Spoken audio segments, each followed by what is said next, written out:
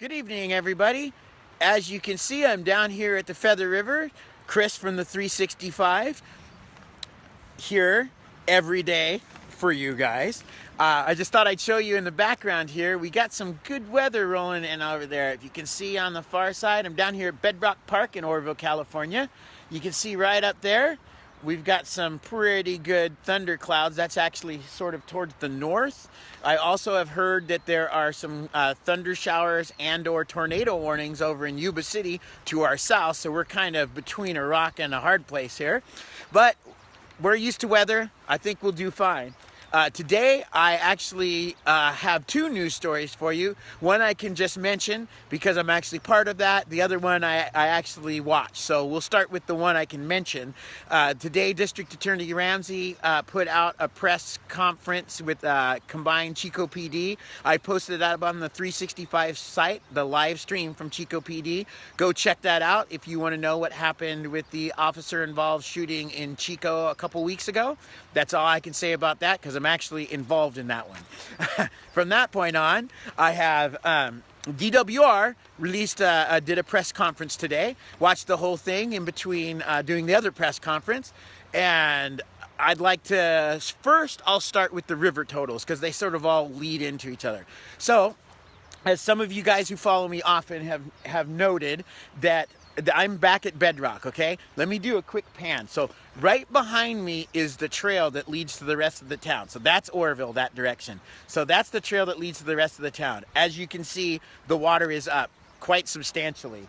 Right across the way is the Burnham that holds the water into Bedrock Park. So this would normally be a swimming hole. Now take a look downstream. There is no Burnham. There is no Bedrock Park. It is just, there's just a few of the taller trees sticking up over the top. So I'm going to tell you the totals that I've seen from the website and from all the sensors say that that's 13,000 cubic feet per second. I think it's higher. I don't know. There is no data to show that, nor any facts that show that, but I can just tell you that this is higher than it was when I was out here before. So the data does not support that. It is definitely up. So I saw some people post that on Facebook earlier. It is up. It is, of course, going to be a little more dangerous down here. This is the reservoir total right now. The height of the reservoir is 864 feet. Plus a little bit, and the input to the reservoir is 33,000 cubic feet a second. So that's quite substantial. They're obviously not letting out as much water as they're taking in, so the lake is rising. We knew that was going to happen.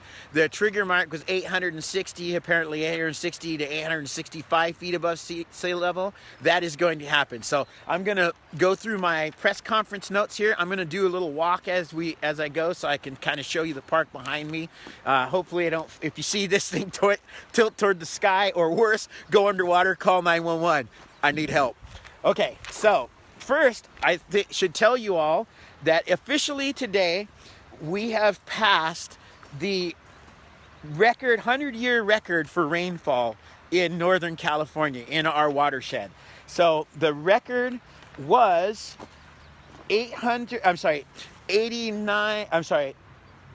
record in 1983, sorry, I got my numbers crossed out there. The record in 1983 was 88.5 inches of rain for the season. So the season ends, I believe, in October, on October 1st. So we already have passed that total. Our total now is 89.7. Let me get those numbers out a little clearer. From 1983, the record was 88.5.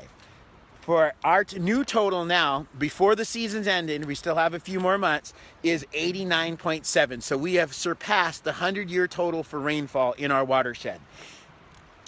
So the lake, as I said earlier, the lake elevation's 864 feet. This was a little earlier, so it's 63. They've got inflows from anywhere from 22,000 to 40,000 cubic feet a second. And the Hyatt powerhouse is releasing around 13,000. That's what this is. Okay, so let me just show you real quick.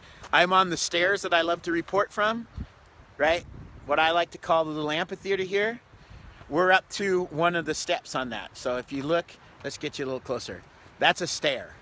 So the water is definitely higher. I reported 20 feet underwater just a couple days ago. So maybe not 20 feet. Let's say 10, 15 feet underwater. So what you can barely see in the distance, that's the end of bedrock right there. So it's come up quite a bit.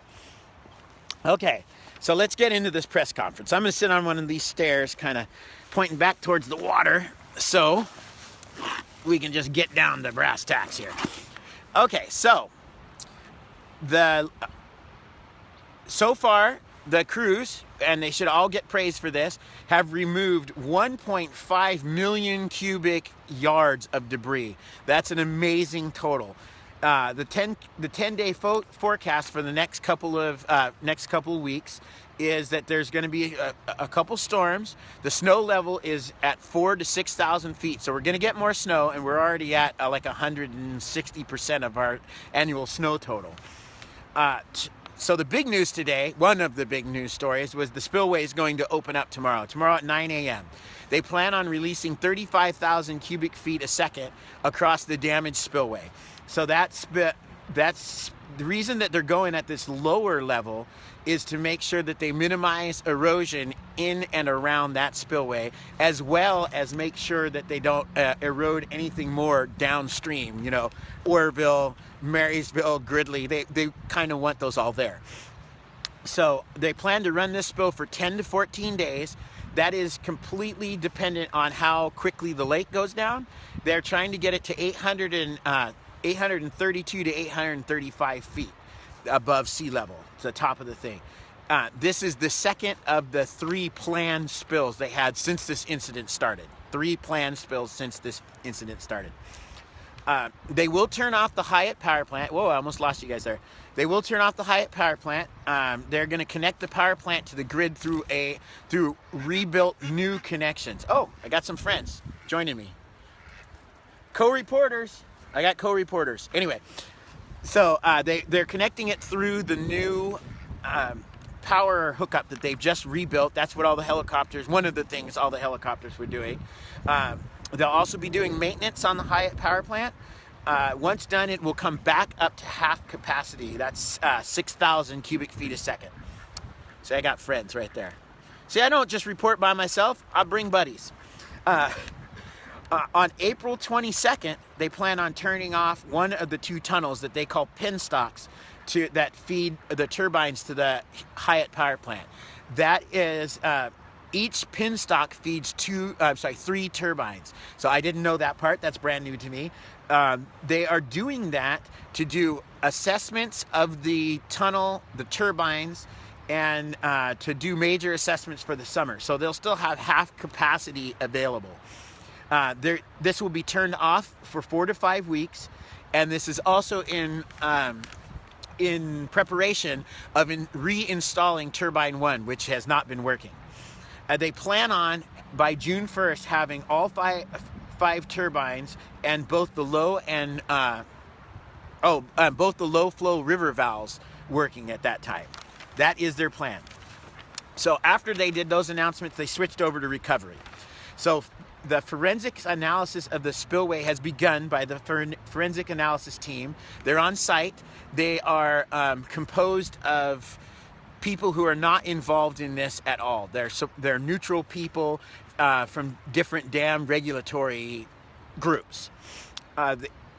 They're going to have their construction contract they're going to open the bids on Saturday. Stuttering today. Open the bids on Saturday the 15th. They plan on awarding that contract, issue notice to begin work on the 17th of April. That's an amazingly quick time. And they hope that they can start this work on the spillway by the time this spill ends. In other words, in a couple weeks. Before the spill is ended, they're going to start doing infrastructure work to be able to begin the project. So building roads, positioning equipment, building headquarters, that kind of stuff. They have been working on the Burma Road, which had its contract awarded, and they figure the award will be complete by May 8th, and it's about 35% complete today. So they switched over to community outreach, which I think is a great thing. We need more of that. I think we all know that. there is, as I've said a few times, there's a meeting at the Butte County Fairgrounds from 6 to 8 o'clock on April 27th. This will be an open house format where you guys, all of you, can speak to DWR and any of their partner agencies. So that'll be a great time to air any of your concerns or your ideas or your praise or whatever. I would advise everybody who can make it to get there. It will be it'll be a good healing moment, and it will be good to be able to maybe change how we all feel about the DWR and how they feel about us. It's a great time to just get noticed on both sides, on all sides. They plan to hold 6 more meetings in Oroville, Marysville, Yuba City, and Sacramento. They don't have the dates or times ready for that, but they should have those announced soon.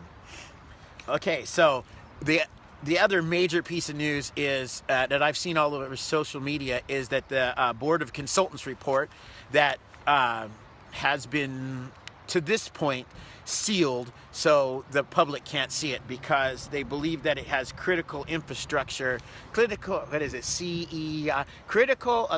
infrastructure in it, and therefore would be subject to perhaps terrorist attack. So they said the DWR will work with Sheriff Honey to put this information out to the public. They will look through everything and determine what information can be put out to the public, and will do their best to get that out to the public as quick as possible. The DWR will make the call on what will be able to be given to the public, but they have Sheriff Honey as a consultant.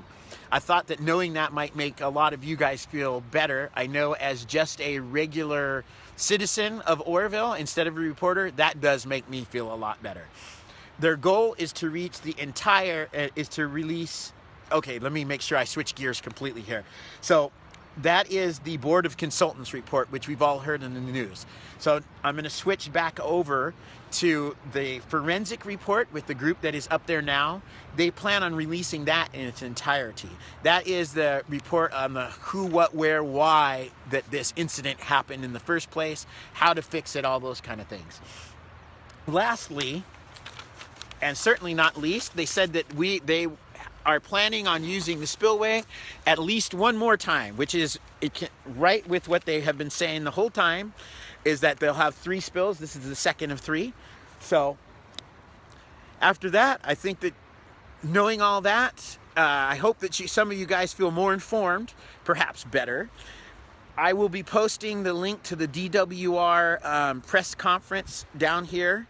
I will be putting any associated documents I can find down here. I will also post a link to my YouTube channel, to the 365. Make sure you like and share that and get this out to everybody you can, especially this one because it deals with the DWR report and a lot of people are nervous. So try to get that out to everybody, okay? So that's what I have for today. I'm gonna pan you guys around here a little bit more, and then I'm gonna go up to where I think I can report from once they open the spillway up to 35,000 so we can get a good look at what it'll look like before and after. So here we go. Orientation one more time. That's Oroville.